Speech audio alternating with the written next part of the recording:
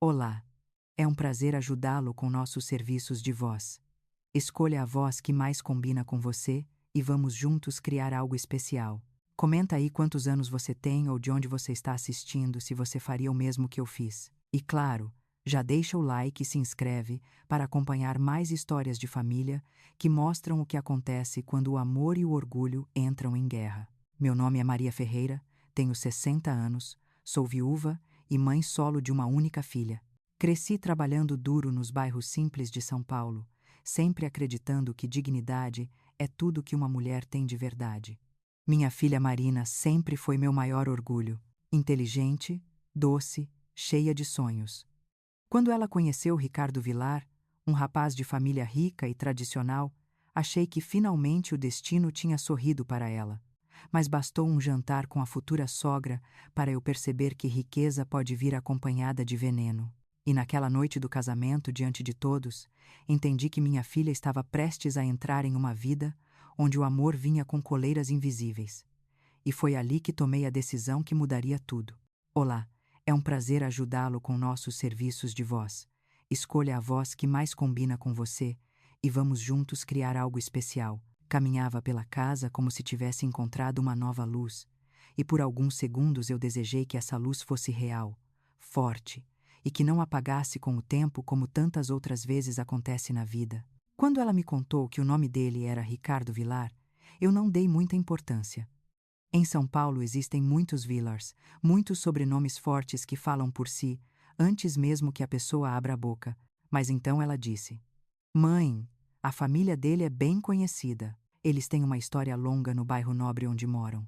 Naquele momento senti um pequeno desconforto, uma pontinha de receio que tentei ignorar. Não era preconceito. Era apenas a voz silenciosa da experiência me lembrando que quando duas famílias diferentes se encontram, principalmente quando uma é muito poderosa, algum atrito sempre surge. Mesmo assim eu sorri. Perguntei onde eles tinham se conhecido, como tinham começado a conversar, se ele era educado, se a tratava bem.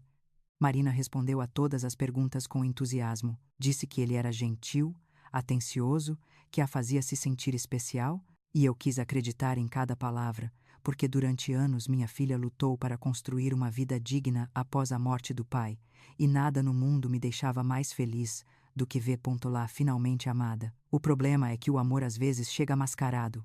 Parece doce no começo, parece seguro, parece certo, mas aos poucos revela rachaduras que você não percebe na primeira olhada.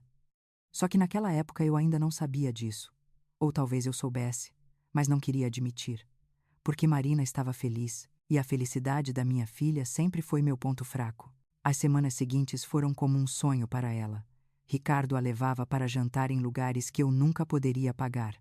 Mandava flores, fazia surpresas. Chegava na nossa casa sempre impecável, com um perfume caro e aquele sorriso treinado que homens de família tradicional sabem usar. Para ser justa, ele nunca foi rude comigo. Sempre cumprimentava com educação. Mas havia algo no modo como ele observava tudo ao redor, principalmente a simplicidade da nossa casa, que me deixava inquieta.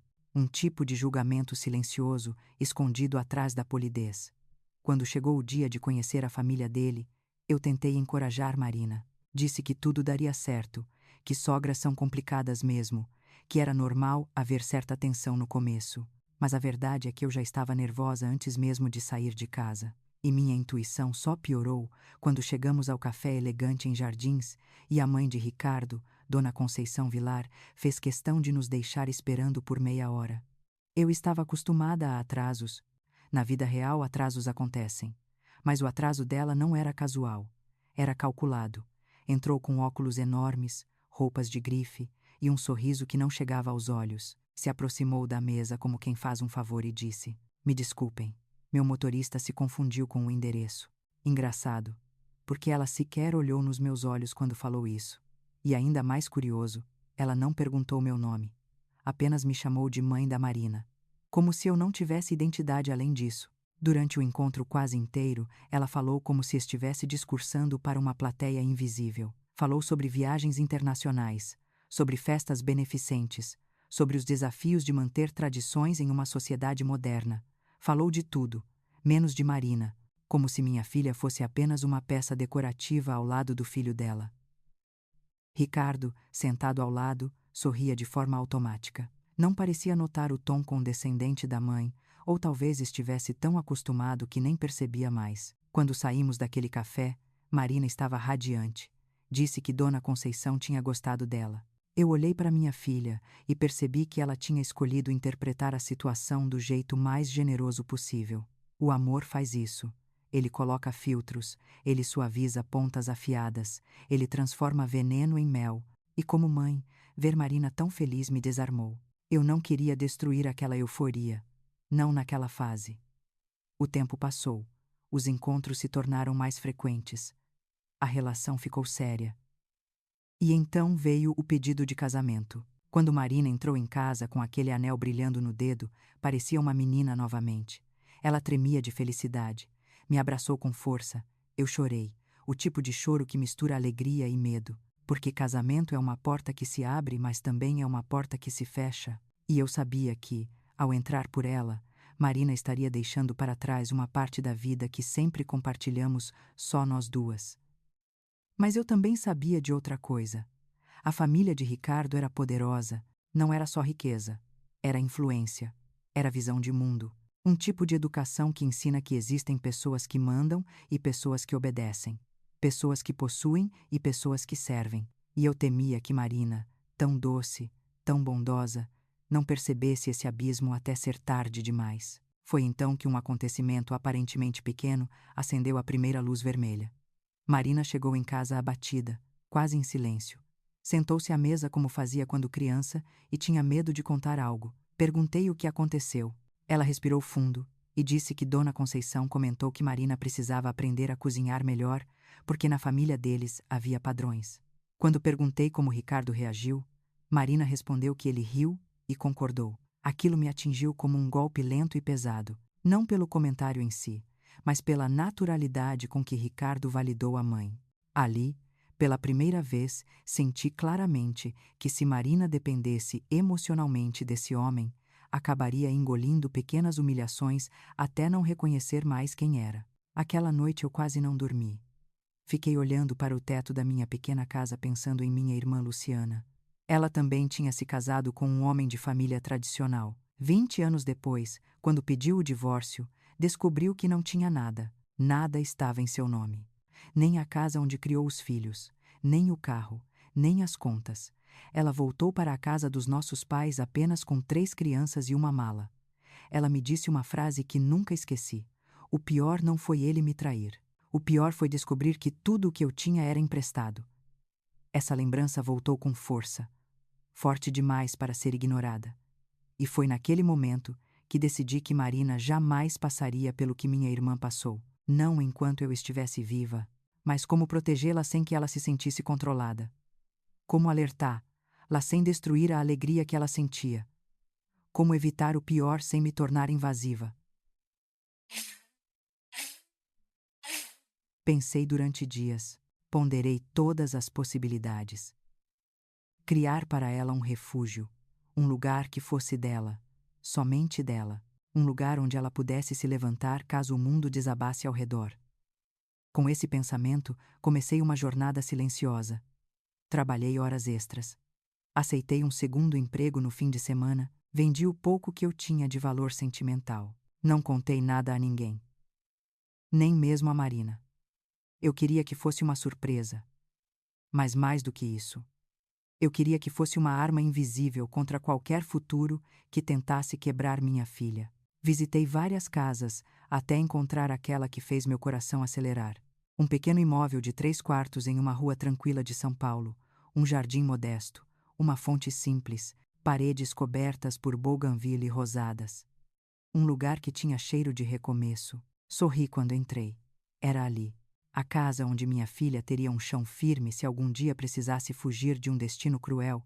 Com a ajuda cautelosa do Dr. Mendonça, providenciei toda a documentação em nome de Marina. Somente Marina. Nenhuma brecha para contestação, nenhuma abertura para manipulação. E assim, sem que ela soubesse, sem que Ricardo suspeitasse, a primeira peça dessa guerra silenciosa foi colocada no tabuleiro. Eu não sabia como entregaria esse presente, Não sabia como ela reagiria, só sabia que, de alguma forma, o destino estava me guiando. E que aquela casa seria mais importante do que qualquer uma de nós poderia imaginar naquele momento. E foi exatamente por isso que, quando o dia do casamento finalmente chegou, eu pressentia que algo decisivo estava prestes a acontecer. Eu só não imaginava que aconteceria tão cedo, tão cruelmente, tão humilhante, e que me obrigaria a usar aquele presente muito antes do que eu planejava. O salão inteiro parecia brilhante naquela noite, iluminado por luzes quentes que refletiam nas mesas decoradas com rosas brancas e hortênsias azuis. A música suave tocava ao fundo, convidados sorrindo, garçons passando com taças de espumante. Mas por trás de toda aquela elegância havia uma tensão que só eu conseguia sentir. Talvez fosse instinto de mãe. Talvez fosse simplesmente medo. Eu sabia que aquele casamento não era uma união entre duas pessoas. Era um choque silencioso entre dois mundos. Marina estava radiante. Eu a observava de longe, com seu vestido de renda, os olhos marejados de felicidade, o sorriso que um dia iluminou minha casa quando ainda era só uma menina. Ela parecia segura, parecia acreditar realmente que estava entrando no começo de uma nova vida. E eu, por mais aflita que estivesse, queria acreditar junto com ela, ou pelo menos fingir que queria. A cerimônia foi bonita, simples, emocionante. Quando Marina entrou de braços dados comigo, senti o corpo tremer. Não era a tristeza, era a sensação de entregar meu bem mais precioso ao desconhecido. Ricardo aguardava no altar com o sorriso perfeito de sempre, impecável no terno sob medida. Ele parecia apaixonado, parecia feliz, parecia tudo aquilo que uma mãe desejaria ver no futuro genro. Mas alguma coisa nele era tão ensaiada, tão calculada, que minha alma insistia em não descansar. Depois da cerimônia veio a festa. Os convidados elogiavam tudo: buffet, decoração, música e, claro, não perdiam a chance de mencionar o quanto a família Vilar havia investido no evento. Era como se cada elogio viesse acompanhado de uma mensagem oculta. Vejam como somos generosos, vejam o que damos a quem entra na nossa família. Eu ouvia e permanecia calada. Aprendi cedo que silêncio às vezes é mais poderoso que qualquer resposta. O momento que mudou tudo começou quando anunciaram a abertura dos presentes. Eu estava sentada em uma das mesas quando vi Dona Conceição se levantar. Ela caminhava com aquele ar de superioridade que nunca disfarçava. Carregava uma caixa dourada enorme, como se estivesse prestes a revelar uma joia de família. Os convidados perceberam e se aproximaram, curiosos. Marina sorriu, apesar do cansaço. Ela não fazia ideia do que estava por vir. Ricardo, ao lado dela, mantinha o semblante satisfeito, como se estivesse prestes a assistir a uma cena que já conhecia bem. Dona Conceição parou no centro do salão e falou alto o suficiente para todos ouvirem. Marina querida, eu preparei algo muito especial para você. Algo útil. Algo que você vai usar bastante. Ela abriu a caixa devagar, com uma lentidão que parecia proposital, e então retirou um uniforme azul escuro, com um avental branco perfeitamente dobrado. O nome Marina estava bordado no peito. O salão ficou mudo. Até a música pareceu parar por um instante. Eu senti meu estômago despencar. Era como se alguém tivesse aberto uma porta enorme dentro de mim e jogado dentro dela todas as humilhações que vivi na vida. Mas nada doeu tanto quanto ver a expressão da minha filha. Marina ficou imóvel. Segurava o uniforme com as mãos tremendo. Os olhos dela brilhavam, mas não de alegria. Era vergonha, era dor. Era a tentativa desesperada de não estragar a festa. Então veio o golpe final. Ricardo pegou o uniforme da mão da mãe, ergueu diante de todos e disse com um sorriso que até hoje me dói lembrar: Perfeito, mãe. Ela vai precisar disso lá em casa.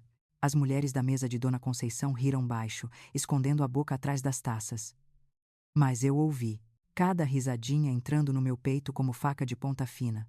Naquele instante, algo dentro de mim que estava adormecido por anos despertou. E não era raiva. Raiva eu conheci em muitos momentos da vida. O que despertou foi algo mais profundo. A certeza absoluta de que minha filha estava prestes a ser destruída se eu não fizesse nada. E uma mãe pode suportar ser humilhada pela vida, mas nunca suportará ver um filho ser rebaixado. Eu me levantei. Senti minhas mãos tremerem, mas meu corpo caminhava como se soubesse exatamente o que fazer. Fui até o centro do salão e fiquei em frente a eles. Todos observaram, como se aguardassem um espetáculo. Que interessante esse presente, Dona Conceição. Minha voz saiu firme, surpreendentemente firme. Agora é a minha vez de presentear minha filha. Tirei da bolsa uma pequena caixa de veludo azul. Entreguei nas mãos de Marina. Ela parecia confusa, assustada. Abriu a caixa com cuidado. Lá dentro estavam 2 documentos dobrados com precisão. Leia em voz alta, filha. Pedi suavemente. Marina respirou fundo e leu. Escritura de propriedade. Casa localizada na Rua Oliveira Freitas, número 42, São Paulo. Proprietária: Marina Ferreira. Um silêncio pesado tomou o salão. O tipo de silêncio que só aparece quando uma verdade explode no meio de uma mentira bem montada. O rosto de Dona Conceição ficou pálido, depois vermelho, depois um vermelho ainda mais intenso, como se estivesse prestes a explodir. Ricardo, por outro lado, perdeu a postura. Seus olhos se arregalaram, incapazes de esconder o choque. "O que é isso?" ele perguntou com a voz seca. "Significa que minha filha tem teto próprio", disse, olhando diretamente para ele. "Uma casa dela, somente dela. Um lugar para onde ela pode voltar se um dia for tratada como menos do que ela é." Os murmúrios começaram pelo salão. Pessoas cochichando, algumas impressionadas, outras escandalizadas. Seu Ernesto, o pai de Ricardo, se aproximou e segurou as mãos de Marina com gentileza. "Minha filha, sua mãe é uma mulher muito sábia. Você é muito sortuda." Aquele gesto inesperado fez o salão inteiro prender a respiração. Dona Conceição quase tropeçou de tanta indignação. "Ernesto, você enlouqueceu. Como ousa dizer isso na frente de todos?" Ele respirou fundo. "Porque é a verdade, Conceição. E porque estou cansado de ver como você trata as pessoas. Foi a primeira vez naquela noite que senti que eu não estava sozinha, que alguém finalmente enxergava aquilo que eu via desde o primeiro dia. Foi aí que percebi todas as câmeras dos celulares apontadas para nós. As pessoas estavam registrando cada segundo. E eu sabia que muitos ali estavam pensando algo que preciso perguntar diretamente para você que está ouvindo esta história agora.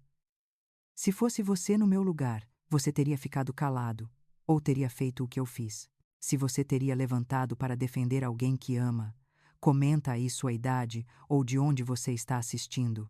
Eu quero saber quem são os corações fortes que teriam coragem de agir, e se você acredita que ninguém merece passar por humilhação como essa. Deixa o like e se inscreve para acompanhar mais histórias como esta. Mas naquela noite, não havia tempo para pensar na repercussão. Tudo aconteceu rápido. Muitos convidados começaram a se levantar, desconfortáveis. Outros cochichavam sobre como a família Vilar tinha sido exposta. "Olá, é um prazer ajudá-lo com nossos serviços de voz. Escolha a voz que mais combina com você, e vamos juntos criar algo especial." E eu sabia. Sabia com uma clareza assustadora que aquela noite tinha marcado uma divisão no destino da minha filha. Antes e depois. Mas eu não fazia ideia de que, ao proteger Marina naquele instante, eu tinha acabado de acender o pavio de uma bomba emocional que explodiria muito em breve. E essa explosão viria mais rápido do que eu poderia imaginar. Depois daquela noite brutal no casamento, eu tinha certeza de que as coisas se acalmariam. Eu acreditava que Ricardo sentiria vergonha do próprio comportamento, ou que Dona Conceição ao menos fingiria recuar, mas eu estava enganada. Profundamente enganada. A festa tinha terminado, mas a guerra silenciosa apenas começava. Quando Marina e Ricardo voltaram da lua de mel, eu tentei não criar expectativas. Queria acreditar que a viagem teria feito bem a eles. Queria pensar que o clima teria mudado, mas no fundo do meu peito já existia um desconforto que se recusava a ir embora. Um pressentimento insistente de que algo sombrio estava se formando. O primeiro sinal apareceu no telefonema que recebi alguns dias após o retorno deles. Era de madrugada quando meu celular tocou. O nome de Marina piscava na tela. Atendi com o coração acelerado. "Filha, o que houve?" "Está tudo bem." Do outro lado da linha, o silêncio dela falou mais do que as palavras. "Mamãe, Ele não falou comigo o dia inteiro. O dia inteiro. Como assim? A voz dela tremia. Desde que voltamos para o hotel após o jantar de ontem, ele ficou frio. Disse que precisava pensar. E hoje não falou comigo uma vez sequer. Eu respirei fundo, tentando controlar a raiva. Filha, você está bem? Estou. Só estou assustada. Eu deveria estar feliz e não estou. Prometi a ela que tudo ficaria bem, mas quando desliguei o telefone senti um frio nos ossos. Um homem que pune com silêncio é um homem perigoso, não porque grita, mas porque corrói por dentro. Quando eles finalmente voltaram a São Paulo, fui visitá-los. Marina abriu a porta com um sorriso frágil, muito diferente daquela alegria radiante que eu via antes do casamento. Ela tinha olheiras leves, mas visíveis. Dentro da casa, tudo parecia organizado demais, arrumado demais, como se fosse um cenário e não um lar.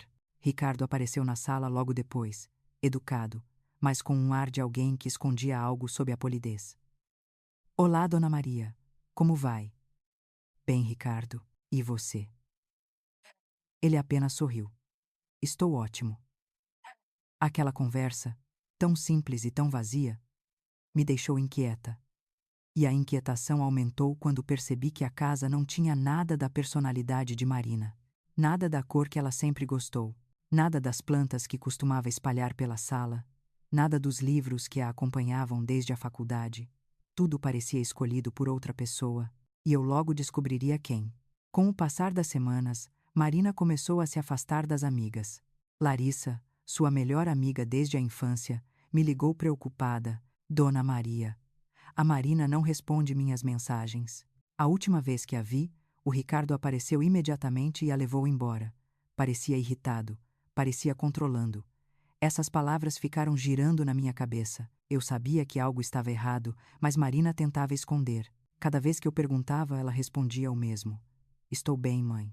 Só cansada, só estressada, só tentando me adaptar. Mas um dia, ela apareceu na minha casa de surpresa. Estava pálida, segurando a bolsa com força. Mãe, posso ficar um pouco aqui? Claro que pode, minha filha. Ela sentou à mesa e só aí desabou. Mãe, ele não quer que eu decore a casa com minhas coisas. Disse que minhas cores não combinam com o estilo que ele quer. Também disse que eu não deveria sair sozinha, que amigas solteiras não são boa companhia para uma mulher casada. Ele disse que trabalha muito e que eu preciso manter a casa em ordem. Disse que eu devia cozinhar melhor porque isso mostra dedicação. Disse tanta coisa que eu já nem sei o que pensar. Eu senti a garganta arder. Filha, isso não está certo. Mas Marina levantou as mãos, quase como alguém pedindo trégua. Eu sei, mãe. Eu sei. Mas estou cansada. Cansada de discutir. Cansada de tentar fazer tudo dar certo. Se eu faço como ele quer, pelo menos a casa fica em paz. Aquela frase me destruiu. A paz nunca deveria custar a liberdade de alguém. Mesmo assim, eu não queria pressioná-la. O amor às vezes deixa as pessoas cegas, e eu precisava caminhar ao lado dela, não empurrá-la. Então perguntei com calma: e você? O que você quer? Marina ficou em silêncio por um longo tempo. Os olhos dela perderam o brilho por alguns segundos. Eu não sei mais. E esse eu não sei foi a coisa mais dolorosa que já ouvi. Alguns dias depois, decidi visitar Marina sem avisar. Queria ver com meus próprios olhos o que estava acontecendo. Toquei a campainha várias vezes, mas ninguém respondeu. Usei a chave reserva que tinha guardado e entrei. A casa estava estranhamente silenciosa. As cortinas fechadas. Quase nenhuma luz entrava. Subi as escadas devagar. Quando cheguei ao quarto principal, encontrei Marina sentada no chão do balcão, abraçando as próprias pernas. Ela olhava para o nada. Filha, o que está acontecendo? Ela levantou o rosto devagar. Mãe, eu estou grávida. A frase caiu no ar como um peso impossível de segurar. Meu coração bateu forte. Me aproximei e segurei suas mãos. Filha, isso é lindo, é uma bênção. Mas os olhos dela começaram a encher de lágrimas. Eu contei para o Ricardo. E o que ele disse? Ele disse que agora eu vou ter que largar o trabalho, que eu vou precisar ficar 100% dedicada à casa e ao bebê. Disse que devemos vender esta casa porque não é grande o suficiente. Disse que vamos comprar um apartamento em bairro nobre, perto dos pais dele. Disse que isso é o melhor para a família. Eu senti o sangue ferver. Vender a casa. A casa que eu suei para dar a ela. A casa que era a única garantia de que minha filha jamais ficaria desamparada. A casa que significava liberdade. Filha, você não vai vender sua casa. Mas ele disse que é o certo, mãe. Ele disse que eu tenho que confiar. Confiar não significa entregar tudo, filha. Confiar não significa abrir mão da sua única segurança. Ela começou a chorar de novo. Eu não quero brigar, mãe. Estou tão cansada. Só queria que tudo fosse simples. Eu a abracei e senti o corpo dela tremer. Tão pequena, tão vulnerável, tão perdida. Foi naquele momento que eu percebi uma verdade cruel. O casamento da minha filha não estava apenas difícil, ele estava começando a apagar quem ela era. E esse apagamento é sempre o primeiro passo para algo pior. Quando voltei para casa naquela noite, sentei na cozinha com uma xícara de café e fiquei olhando para a porta. Lembrei de tudo que fiz para comprar aquela casa. Lembrei de cada centavo guardado, cada joia vendida, cada noite exausta, tudo para proteger Marina. E agora Ricardo queria arrancar isso dela. Eu sabia que aquilo não poderia continuar, mas também sabia que ainda era cedo para confrontar diretamente. Marina estava frágil, assustada, e se eu fizesse tudo de uma vez, ela poderia se voltar contra mim, achando que eu estava interferindo demais. Então tomei uma decisão silenciosa.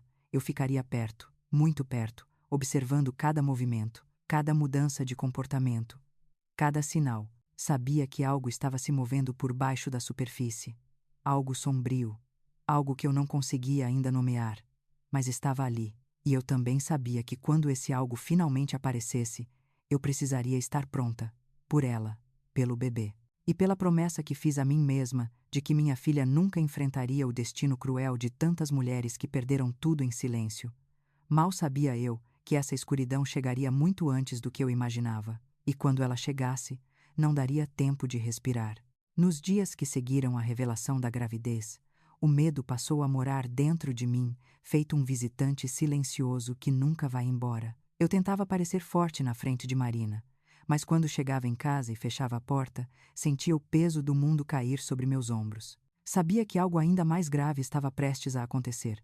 Era como se cada detalhe da vida dela estivesse encolhendo ao redor, a cada dia um pouco mais. Marina tentava manter a rotina, ia ao trabalho, cuidava da casa, tentava agradar Ricardo, mas eu percebia que a energia dela estava desaparecendo devagar. Seus gestos estavam menores, suas palavras mais curtas, seus sorrisos mais raros. Parecia uma mulher vivendo dentro da própria sombra. Eu tentava visitá-la sempre que possível, inventando motivos para passar lá. Uma sobremesa, um pote de sopa, uma encomenda qualquer. Qualquer desculpa servia, desde que me permitisse olhar nos olhos da minha filha e perceber se ela estava realmente bem. E quase sempre a resposta era não.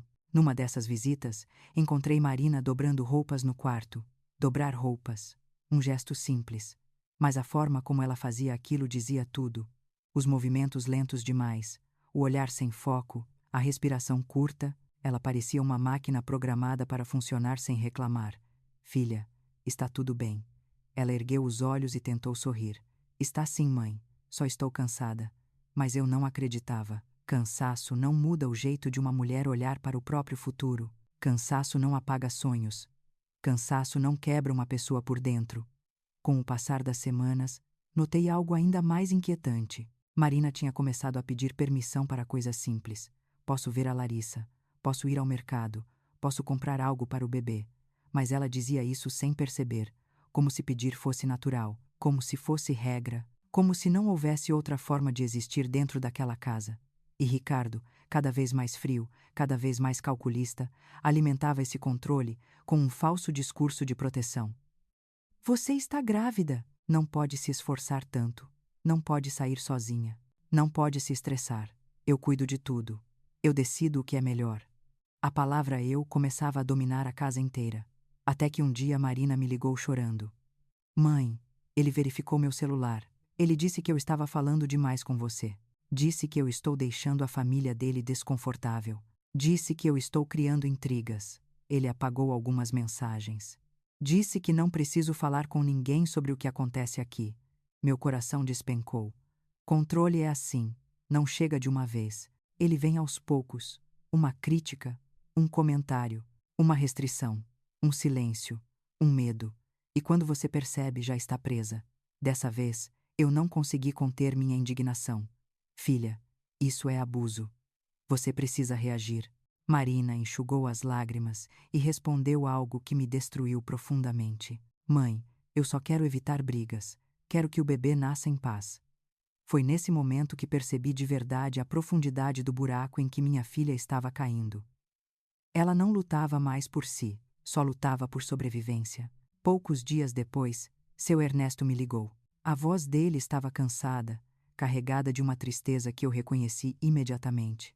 Dona Maria, posso falar com você? Claro, ele me contou que sabia exatamente o tipo de comportamento que Ricardo tinha visto em casa. Me disse que Conceição tratava o filho como se fosse o centro do universo e que ele próprio falhou ao não ensinar limites ao menino. Ele suspirou antes de continuar. Eu vi o que aconteceu no casamento, e eu queria ter tido coragem de enfrentar minha esposa antes, mas nunca consegui. As palavras dele ecoaram na minha mente por muito tempo. Uma confissão dolorosa, um pedido de perdão silencioso e também um alerta, porque se o próprio pai reconhecia o perigo, era porque o perigo era real. Alguns dias depois, encontrei Marina novamente. Dessa vez, ela estava com uma expressão que não via há muito. Um misto de medo e confusão. Mãe, ele quer que eu assine alguns papéis. Papéis de que tipo?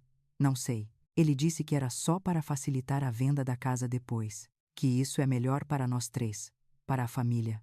Senti meu corpo inteiro gelar. Filha, você não vai assinar nada. Nada. Marina hesitou. Mas e se ele tiver razão? E se for o melhor?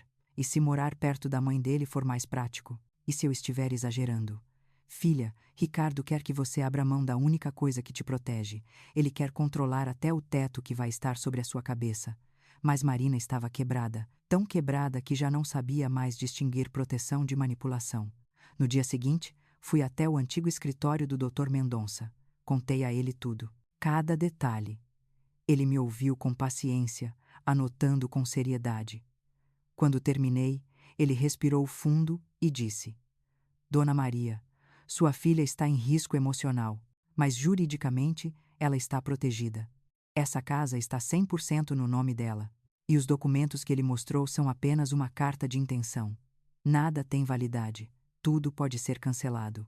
Senti um alívio profundo, mas também uma nova preocupação. Como Marina reagiria ao saber?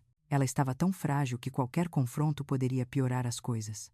Mesmo assim, eu sabia que o momento de agir estava chegando. No entanto, a situação se agravou muito mais rápido do que qualquer um poderia prever. Numa noite chuvosa de quinta-feira, por volta das 11 da noite, meu celular vibrou. Era Marina. Mas havia algo no som do telefone que me fez gelar imediatamente. Mãe, vem aqui, por favor. Minha voz saiu rouca. O que aconteceu, filha? Ele. Ele trancou a porta. Mãe, eu estou trancada no quarto. Ele saiu. Ele me deixou aqui. Senti minhas pernas falharem. Peguei meu casaco e corri para a rua sem nem trancar a porta. Chamei um táxi. A chuva caía forte no vidro enquanto eu pedia ao motorista para correr mais rápido. Quando cheguei, bati na porta com força. Nada. Ninguém. Entrei pela chave reserva. A casa estava escura. Senti meu coração apertar. Marina, Marina, onde você está? Do andar de cima, ouvi um soluço abafado. Subi correndo. A porta do quarto estava trancada por fora. A voz dela veio fraca. Mãe, me tira daqui. Chamei os bombeiros. Minutos depois, 2 homens conseguiram arrombar a porta. E lá estava minha filha, sentada no chão, abraçando os joelhos, com a respiração curta, o rosto molhado de lágrimas, e uma expressão que eu nunca vou esquecer. Uma expressão de desespero absoluto. Quando a puxei para os meus braços, ela tremia tanto que parecia que a qualquer momento iria desmoronar inteira. Saber que minha filha grávida foi trancada dentro da própria casa pelo próprio marido acendeu em mim uma fúria que eu nunca soube que existia. Uma fúria silenciosa.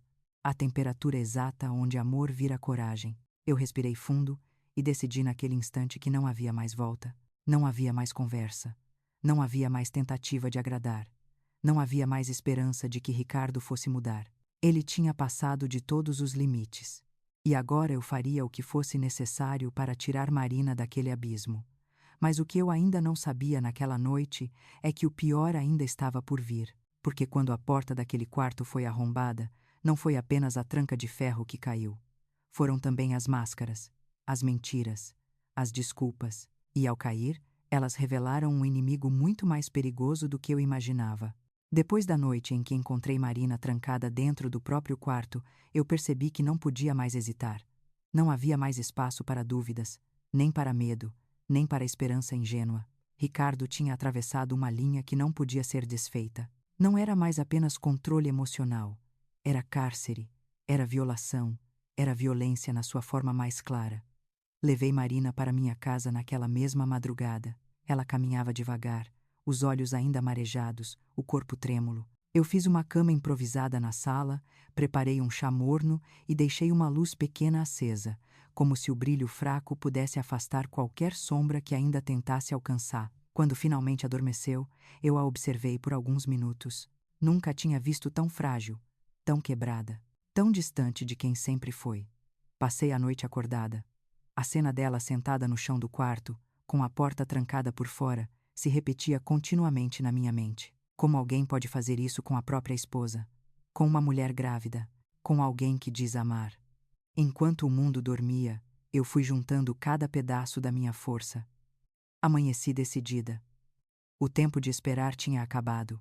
No dia seguinte, levei Marina ao escritório da doutora Fernanda Torres, advogada especializada em direito de família. Eu já conhecia o trabalho dela e sabia que, se alguém poderia orientar minha filha, era aquela mulher de olhar firme e voz calma.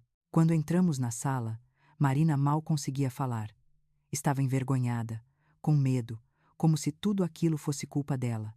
Fernanda se aproximou com cuidado. Marina, você não está aqui porque fez algo errado. Está aqui porque está sofrendo violência.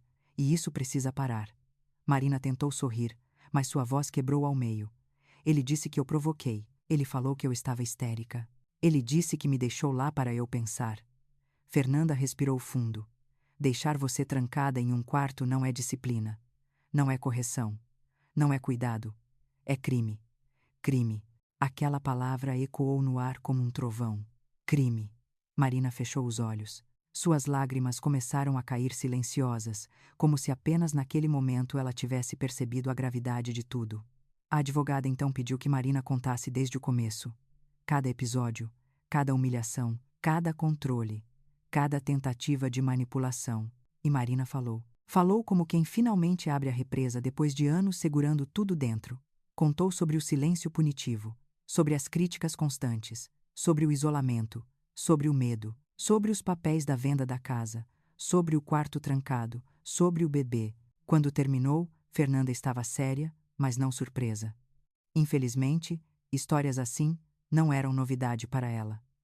Marina, você tem direito a medidas protetivas, direito a solicitar o afastamento imediato dele, direito de sair desse casamento com dignidade. E o mais importante, você não está sozinha. Saímos de lá com o encaminhamento para o pedido de medida protetiva. Marina segurava os papéis com a mesma delicadeza com que seguraria um vidro frágil. Não era apenas um documento. Era a primeira prova física de que ela tinha um caminho de saída. Mas os dias seguintes não foram fáceis. Ricardo telefone após telefone. Mensagens longas alternando pedidos de desculpa e ameaças disfarçadas. Ele dizia que estava arrependido, que tinha perdido a cabeça, que só trancou a porta porque estava nervoso, que jamais faria de novo. E minutos depois vinha outra mensagem. Se você levar isso adiante, eu tiro tudo de você. Não vai ficar com a guarda da criança. Vou fazer sua vida virar um inferno. A cada ligação, Marina tremia. A cada ameaça, ela apertava o peito. Eu tentava acalmá-la, dizendo que eram apenas palavras de um homem desesperado com a perda do controle. Mas para uma mulher fragilizada, palavras assim são facas afiadas. Mesmo com medo, Marina voltou à justiça com Fernanda. Conseguiu a medida protetiva. Ricardo não poderia se aproximar dela, nem entrar em contato direto, nem chegar perto da minha casa. Quando recebeu a notificação, ele ligou para mim. Eu não atendia. Ele deixou recados furiosos. Chamou Marina de ingrata. Disse que eu tinha envenenado a cabeça dela. Disse que nós duas estávamos destruindo a família dele. Eu desliguei o telefone e coloquei no silencioso. Pela primeira vez em meses, Senti uma gota de alívio, mas a tranquilidade não durou muito. A família Vilar se uniu contra Marina. Dona Conceição dizia para quem quisesse ouvir que minha filha era louca, que inventava histórias, que estava manipulando todo mundo, que eu era uma mãe invejosa, que queria separar os dois, que a gravidez era desculpa para chamar a atenção. Essas palavras chegaram até nós através de Gabriela, irmã de Ricardo, uma mulher doce, porém marcada profundamente pela própria história de abuso dentro do casamento. Um dia ela me ligou. Maria, você precisa ouvir isso. Minha mãe está dizendo que Marina quer tirar dinheiro de vocês, que é oportunista, que manipula. Minha mãe está espalhando tudo isso para a família inteira. Eu só consegui responder com um silêncio triste. O veneno de Conceição era antigo e sempre certeiro. Algum tempo depois, Gabriela pediu para me encontrar. Nos sentamos em um café pequeno e ela tomou minha mão. Você fez pela sua filha aquilo que minha mãe jamais fez por mim. Ela sabia que eu vivia um casamento horrível e nunca me ajudou, nunca me ouviu, nunca se importou. Você deu a Marina algo que eu gostaria de ter tido. Uma saída, uma chance, uma casa. Não deixe ela voltar para ele. Ela não vai sobreviver se voltar. Aquelas palavras me atingiram como um raio, porque vinham de alguém que conhecia por dentro o tipo de homem que Ricardo era. E ela estava certa. Não havia retorno. Marina não poderia voltar. Não havia mais espaço para dúvida. Foi então que algo inesperado aconteceu. Marina recebeu a ligação da clínica. Os exames mostravam que a gravidez seguia bem. O bebê estava forte, saudável. Tudo caminhava como deveria. Quando Marina ouviu a batida do coração do bebê no ultrassom, ela chorou. Mas dessa vez não era tristeza, era força. Era a vida empurrando para fora da escuridão. Era a esperança tentando renascer apesar de tudo. Ver minha filha com aquela pequena chama nos olhos reacendeu a minha também. Eu a abracei e disse: Filha, agora você tem 2 vidas para proteger, a sua e a dele ou dela. Você vai conseguir. A partir daquele dia, Marina começou a mudar. Não foi um salto, foi devagar. Um passo tímido, depois outro. Pequenas decisões, pequenos atos de coragem. Mas eu via. Ela estava se levantando aos poucos. Voltou ao trabalho. Voltou a conversar com amigas. Voltou a escolher as próprias roupas. Coisas simples, mas que antes pareciam impossíveis. Porém, Ricardo não aceitou tão facilmente. Ele apareceu na empresa dela tentando conversar, tentou enviar presentes, tentou manipular a situação dizendo que tinha mudado, tentou culpar a gravidez, tentou culpar o estresse. Mas com a medida protetiva, ele estava cada vez mais encurralado. E foi nesse aperto que a verdadeira face dele surgiu. Uma tarde, Marina recebeu uma mensagem desconhecida. Era da namorada de um dos funcionários do escritório de Ricardo. A moça escreveu: Cuidado, ele está dizendo por aí que vai entrar com tudo, que vai provar que você é instável, que vai tentar tirar seu bebê de você. Quando Marina me contou, senti meu corpo inteiro gelar. Ele estava tentando preparar o terreno. E eu sabia. Aquilo era só o começo. Porque homens como Ricardo, quando percebem que estão perdendo o controle, não recuam. Eles atacam. E o ataque dele viria em breve. Eu apenas não imaginava a força do golpe que nos atingiria logo em seguida. O processo judicial começou como um passo tímido. Marina chegou ao fórum com os ombros tensos, o corpo frágil pela gravidez, mas com uma determinação que eu não via há meses. Era como se o som do coração do bebê tivesse despertado nela uma coragem silenciosa. A doutora Fernanda caminhava ao lado, explicando tudo com calma. Muitas mulheres passam por isso. Você não está sozinha. Não tenha medo de pedir proteção. Você tem direitos. Enquanto esperávamos na sala gelada do fórum, percebi Marina olhando para a porta várias vezes, como se temesse que Ricardo pudesse entrar a qualquer momento. Era um medo enraizado. Um medo que não some apenas com uma decisão do juiz. Ele vai tentar me destruir, mãe. Eu sei que vai. Eu respirei fundo e segurei a mão dela. Filha, ninguém destrói uma mulher que decidiu se levantar. E você está se levantando. O juiz concedeu a medida protetiva com base no depoimento detalhado e no laudo psicológico inicial que Fernanda tinha providenciado. Ricardo estava impedido de se aproximar, de entrar em contato, de frequentar os mesmos lugares. Ele teria dias específicos para ver a criança depois do nascimento, sempre em ambiente supervisionado. Marina saiu da sala com as pernas trêmulas, mas com um peso a menos nos ombros. Mas, como esperado, Ricardo não reagiu com calma. Nas semanas seguintes, tudo pareceu virar um campo minado. Ele ligava de números desconhecidos, mandava mensagens contraditórias, ora prometia mudar. Ora dizia que Marina estragou tudo, ora ameaçava tirar a guarda do bebê. Ele espalhou entre amigos que Marina era instável. Disse que ela exagerava. Disse que ela estava emocionalmente abalada pela gravidez e que eu estava manipulando tudo. Mas Marina estava diferente. As ameaças ainda a abalavam, isso era evidente, mas agora havia uma força nova nela. Como se cada batida do coração do bebê lembrasse ela todos os dias por que estava lutando. Voltou a usar as cores que gostava. Voltou a conversar com amigas antigas. Cada pequeno gesto era uma rachadura no muro que Ricardo tinha construído ao redor dela. Mas o que mais ajudou foi o apoio inesperado de Gabriela. Um dia, ela apareceu na porta da minha casa com uma expressão cansada. Posso entrar? Claro. Sentei com ela na sala enquanto preparava um café.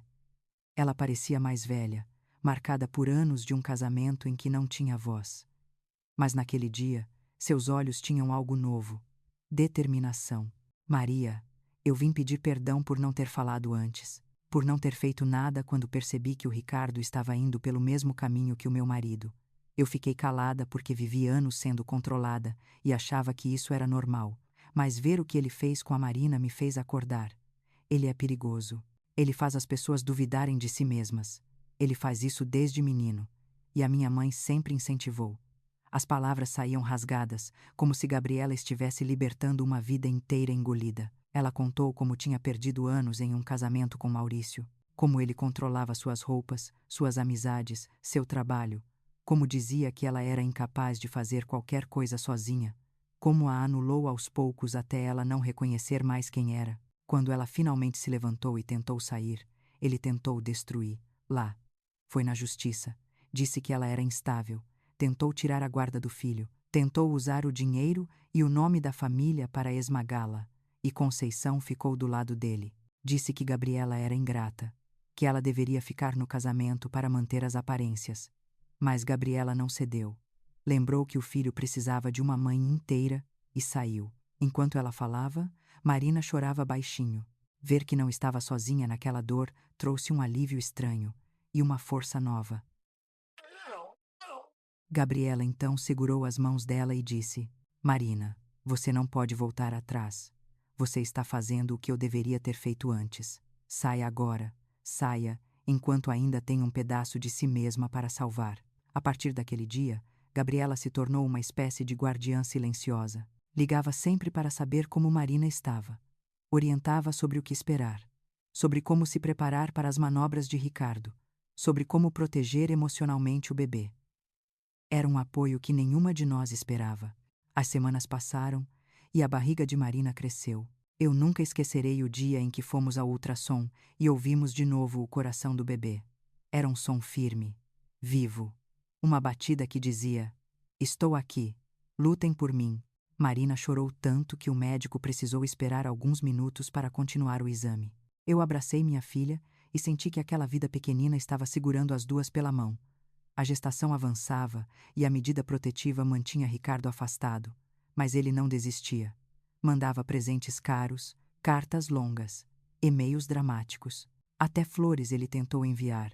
Marina devolvia tudo, mas cada tentativa dele tinha um propósito. Ele queria mostrar que ainda estava ali, ainda observava, ainda tinha poder. Foi então que recebemos um aviso inesperado.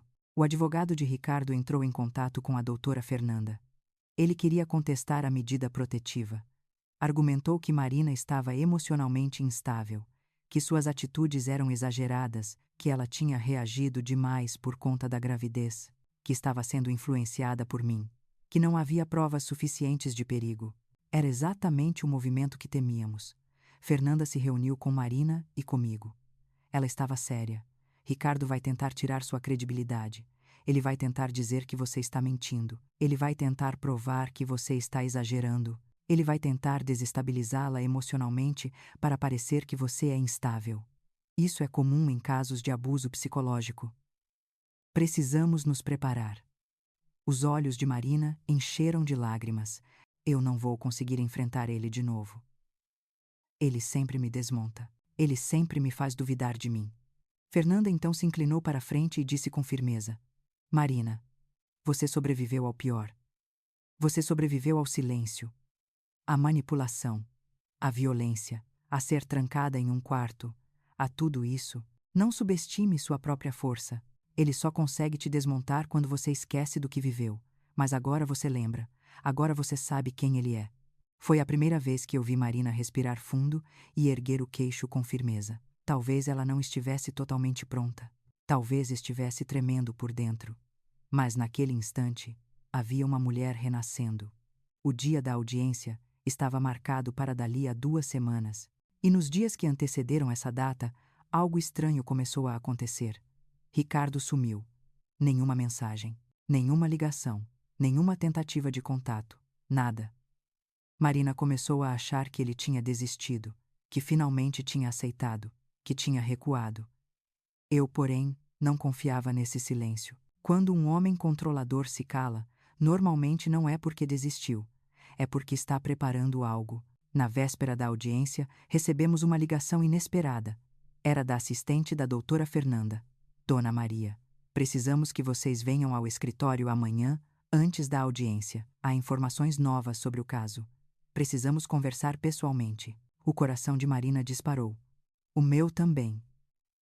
Informações novas sobre Ricardo. Eu sabia.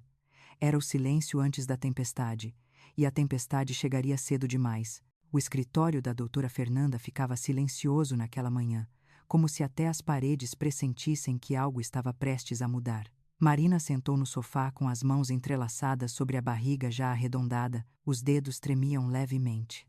Eu sentei ao lado dela e tentei passar alguma segurança, mas dentro de mim havia apenas inquietação. Ricardo estava desaparecido havia dias. E homens como ele nunca desaparecem à toa. Fernanda entrou na sala com uma pasta grossa de documentos e um olhar firme, mas preocupado. Bom dia. Precisamos conversar antes da audiência. Marina levantou o rosto devagar. É sobre o Ricardo. Fernanda fez um pequeno aceno afirmativo. Infelizmente, sim. Ela abriu a pasta e tirou algumas folhas. Ontem à noite, recebemos informações que podem mudar o rumo do processo. Seu advogado entrou com um pedido emergencial. Ele está alegando que você está emocionalmente instável, que você estaria criando fatos, e que, por isso, deseja revisar a medida protetiva. Eu senti a respiração de Marina acelerar. Ele vai tentar tirar meu bebê-mãe. Eu sei que vai. Fernanda se aproximou um pouco mais. Calma, Marina.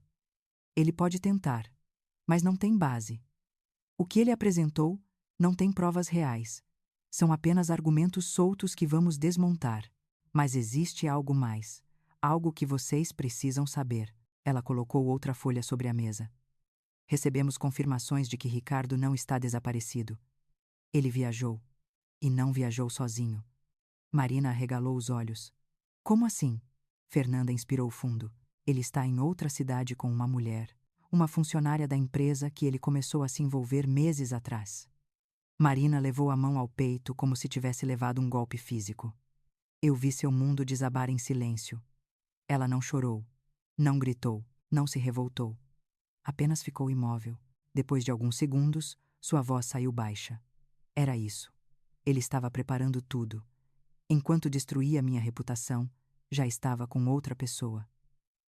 Filha, isso só confirma o que sempre soubemos. Ele nunca quis família, quis posse, controle. Nunca quis construir nada com você. Fernanda completou. E a presença dessa mulher, mesmo que ele tente esconder, enfraquece qualquer alegação de instabilidade emocional contra você. Ele está tentando jogar nos dois lados do tabuleiro e não vai conseguir. Depois de alguns minutos de silêncio, Marina respirou fundo. Pela primeira vez em muito tempo percebi algo diferente em sua expressão. Não era tristeza, era clareza. Era como se finalmente ela enxergasse o homem com quem se casou sem nenhum filtro de ilusão. Seguimos para o fórum mais tarde. A sala de espera estava cheia. Outras mulheres aguardavam suas audiências, algumas acompanhadas, outras sozinhas. A atmosfera era pesada, feita de histórias que ninguém gostaria de viver. Marina olhou ao redor como se estivesse vendo um reflexo de si mesma em cada rosto. Ricardo não apareceu. Seu advogado foi sozinho. Um homem arrogante, com a voz sempre elevada e argumentos afiados como lâminas. Ele começou dizendo que Ricardo estava emocionalmente abalado pela gravidez, que estava sendo impedido de se aproximar da família, que Marina estava exagerando, que ela tinha problemas emocionais, que eu era uma influência negativa. Tudo aquilo dito com um ar pseudo-profissional, mas carregado de veneno. Fernanda esperou pacientemente. Quando chegou sua vez, levantou com a postura de quem sabe exatamente o terreno em que pisa. Excelência, gostaria de lembrar que os fatos não podem ser anulados apenas por narrativas. Ela apresentou provas claras, prints das mensagens agressivas, relatórios médicos, o laudo psicológico, testemunhos e, finalmente, a informação da viagem recente de Ricardo com outra mulher. O juiz ergueu as sobrancelhas. O advogado tentou interromper, mas Fernanda continuou firme. Se o senhor Ricardo realmente estivesse preocupado com a família, não estaria viajando com outra mulher enquanto tenta acusar a esposa de instabilidade. A sala ficou em silêncio por alguns segundos. Eu vi o rosto do advogado se contrair. Ele tentou argumentar, mas o dano já estava feito. O juiz finalizou dizendo que manteria a medida protetiva e que, diante das novas informações, consideraria ampliar as restrições. A audiência se encerrou. Marina parecia exausta, mas aliviada. Quando saímos do fórum, ela me abraçou. Pela primeira vez em muito tempo, senti minha filha respirar de verdade. Sem medo. Sem peso. Era como se um longo ciclo de angústia estivesse finalmente se desfazendo. Ao chegar em casa, Gabriela estava nos esperando. Ela segurava um envelope nas mãos. Vinha do escritório do pai dela. Ela disse que precisava nos contar algo importante. A voz dela tremia um pouco. Começou dizendo que desde a morte de seu Ernesto, a relação dela com a mãe tinha piorado. Conceição estava mais amarga, mais crítica, mais agressiva, e começou a culpar Marina abertamente pela queda emocional e profissional de Ricardo. Mas havia algo mais profundo, algo que Gabriela hesitou antes de revelar. Depois de um longo suspiro, ela entregou o envelope a Marina. Dentro havia cópias de documentos, print screens e até relatos escritos à mão. Marina folheou o material devagar, sem entender completamente no começo. Mas então seus olhos se arregalaram. Mãe, isso é real. É sério. Eu me aproximei.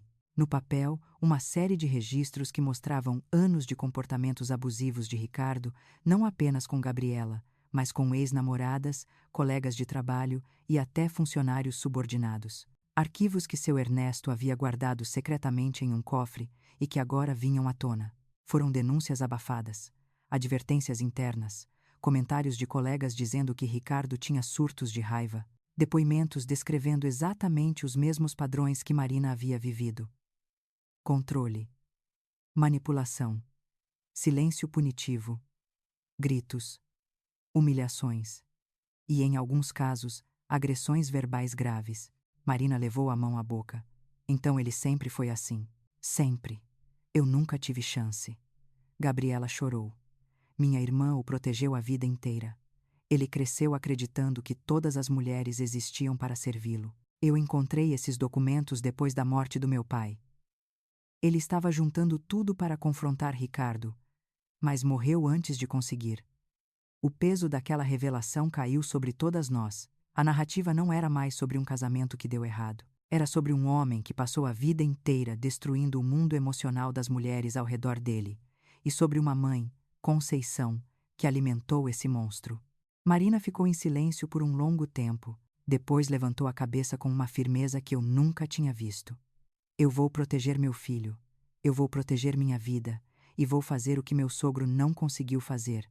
Vou encerrar isso. Naquele instante, percebi que minha filha não estava apenas se recuperando. Estava renascendo.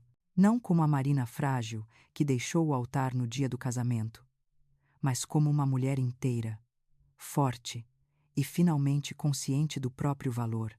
Mas enquanto nós três conversávamos, tentando processar todo aquele turbilhão, o telefone de Gabriela vibrou. Ela atendeu. E sua expressão mudou imediatamente. Ficou branca, pálida, assustada. O que foi? Perguntei. Ela demorou alguns segundos para conseguir responder. Ricardo voltou. Ele está na cidade. E está indo para algum lugar. Eu perguntei para onde. Gabriela respirou fundo e respondeu com a voz trêmula. Para a casa da Marina. E naquele momento eu soube. A tempestade que temíamos não tinha apenas começado, ela estava vindo na nossa direção. Quando Gabriela disse que Ricardo estava a caminho da casa de Marina, senti meu coração parar por um instante. Aquela notícia bateu em mim como um vento gelado no meio de uma noite sem lua. Marina ficou imóvel. Minha filha segurou a barriga com as duas mãos, como se instintivamente tentasse proteger o bebê do medo que tomou conta dela. Precisamos ir agora, falei com a voz firme, mesmo que por dentro eu estivesse tremendo. Saímos imediatamente. O caminho até a casa parecia interminável. A cada esquina eu imaginava o pior. Mas ao chegarmos, encontramos a rua silenciosa. As luzes da sala estavam apagadas, o portão fechado, e então percebi algo estranho. O carro de Ricardo não estava ali. Nenhum sinal dele. Marina respirou fundo, quase aliviada, mas eu sabia. O silêncio era apenas o intervalo antes da próxima onda. Entramos e trancamos a porta. Gabriela ficou conosco. Ela estava tão nervosa que caminhava de um lado para o outro sem parar. De repente meu celular vibrou. Era uma mensagem de um número desconhecido. Antes mesmo de abrir, eu já sabia. Era ele.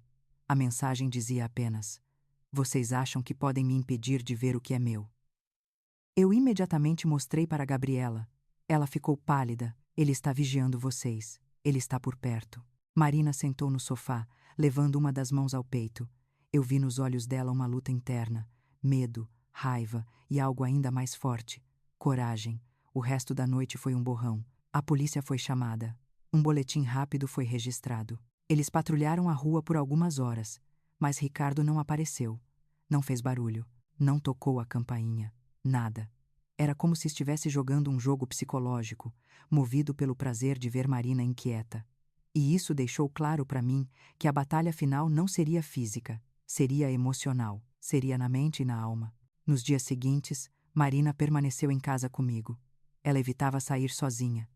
Gabriela ligava todos os dias. A doutora Fernanda orientava sobre direitos, precauções e como registrar qualquer tentativa de contato. Tudo caminhava de forma lenta, mas a gravidez avançava, e cada chute do bebê era um lembrete de que a vida estava crescendo apesar de toda a dor ao redor. Quando chegou o dia do parto, o medo deu lugar à emoção. Marina me chamou no meio da madrugada. "Mãe, está acontecendo." As contrações começaram. Corremos para o hospital e, pela primeira vez em muito tempo, senti que estávamos cercadas por luz. As enfermeiras foram gentis, os médicos eram atentos, o corredor branco parecia acolhedor, e então, em um choro curto e forte, Helena veio ao mundo. Pequena, luminosa, perfeita. Quando a colocaram no peito de Marina, a expressão da minha filha mudou completamente. Era como se todo o sofrimento tivesse se dissolvido naquele instante. Ela olhou para mim com lágrimas nos olhos e sussurrou: "Mãe, agora eu sei por que precisava ser forte. Eu chorei também. Chorei por tudo que vivemos, por tudo que suportamos, por tudo que vencemos. Mas a história com Ricardo ainda não tinha terminado. Ele apareceu no hospital no terceiro dia. Não entrou no quarto. Não tentou força. Apenas ficou parado no final do corredor, olhando para nós. Marina o viu. Eu também. O olhar dele não era de arrependimento, tampouco de amor. Era puro ressentimento, raiva pelo controle perdido. A segurança do hospital o afastou. Ele saiu sem dizer nada, mas a mensagem estava clara. Ele não iria desistir facilmente.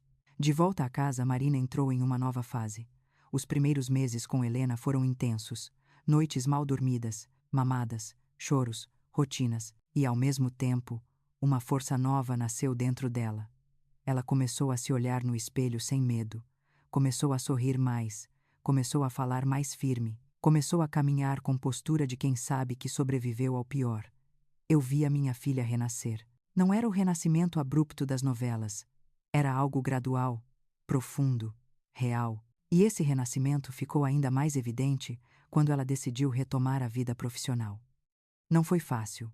O julgamento dos outros, os comentários maldosos, o peso de ser mãe solo, mas Marina enfrentou tudo com dignidade. A empresa onde ela trabalhava viu seu talento. Em pouco tempo, ela assumiu um novo cargo. Mais responsabilidade, mais reconhecimento, mais autonomia. Enquanto isso, a batalha judicial com Ricardo se arrastava. Ele apareceu nas primeiras visitas supervisionadas, tentando mostrar a imagem de pai perfeito. Mas com o tempo, perdeu o interesse. Faltava. Dava desculpas, cancelava, até que simplesmente desapareceu das visitas. A justiça registrou tudo. Paralelamente, descobrimos que Ricardo tinha problemas sérios na empresa. Seu Ernesto já havia deixado sinais disso antes de morrer. Agora tudo desmoronava. Ricardo perdeu espaço, perdeu projetos, perdeu a confiança de colegas e sócios. E com isso vieram as dívidas, as crises, as acusações. A família Vilar entrou em colapso emocional e financeiro. Gabriela, com coragem que nasceu no sofrimento, assumiu responsabilidades no negócio. Trabalhou duro para reconstruir o que era possível e manteve distância de Conceição, cuja amargura havia se tornado insuportável. O tempo passou e Helena cresceu saudável, cabelos enrolados, olhos vivos, curiosa com tudo. Um dia, ela correu até mim dizendo: "Vovó, olha a minha casa." Ela segurava um desenho. Eram 3 pessoas sorrindo, eu, Marina e ela. Atrás, um sol grande e amarelo. Era simples, mas carregava uma verdade imensa. Aquela casa era o lar seguro que eu sonhei para minha filha. Numa tarde calma, sentadas na varanda da casa, Marina me disse algo que guardarei para sempre. "Mãe, eu achava que tinha perdido tudo. Achava que jamais ia me levantar. Mas hoje eu entendo. Às vezes, a vida derruba a gente no chão para nos obrigar a enxergar quem realmente somos. Eu não teria chegado até aqui sem você." Eu respirei fundo. Minha voz embargou. "Filha, você só precisava de alguém para te lembrar de quem você sempre foi. Forte, corajosa, merecedora de amor de verdade." E então ela completou: "E foi preciso perder alguém que nunca me amou para encontrar quem eu realmente sou." O sol começava a se pôr. Os pássaros passavam pelo jardim. Helena brincava com terra no quintal. E pela primeira vez em muito tempo, percebi que não havia mais sombra nenhuma sobre nós. Apenas luz. Antes de terminar essa história, preciso dizer algo para quem está ouvindo. A vida nem sempre mostra os monstros de imediato. Alguns se escondem atrás de sorrisos bonitos, promessas doces e discursos perfeitos. Mas monstros sempre revelam quem são. E quando isso acontece, você tem 2 escolhas: ficar ou se levantar e ir embora. Nem sempre é fácil, nem sempre é rápido, mas sempre é possível. Marina se levantou, se reconstruiu, salvou a si mesma e a filha. E se hoje você está escutando isso e sente que alguma parte dessa história é também a sua, lembre-se, você merece respeito, merece liberdade, merece vida e merece ser amada sem medo. Se essa história tocou seu coração de alguma forma, deixe seu like e se inscreva no canal. Assim você ajuda outras pessoas a encontrarem coragem para reescrever a própria história também. Histórias como a de Marina mostram que, por mais longa que seja a noite, sempre existe um amanhecer esperando para nascer.